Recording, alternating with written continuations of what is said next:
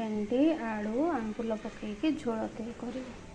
तो से भेंडी की प्रथम फ्राए कर किसी आलू को बॉईल कर देथिले सोरिष मसला को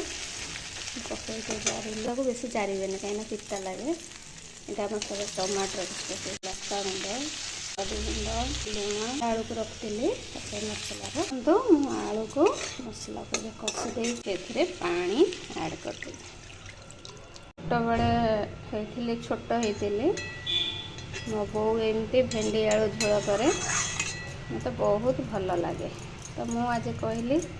मुझे करी टे देखिया केमती लगुच जहाँ भेंडी रखी थी मुझे पकईदेली रेडी गला भेंडी आलू आंबुल पड़ी झोल आलू झोल रेडी गला मुझे चली गरम गरम भेंडी आलू झोल और भात खाईदेवी।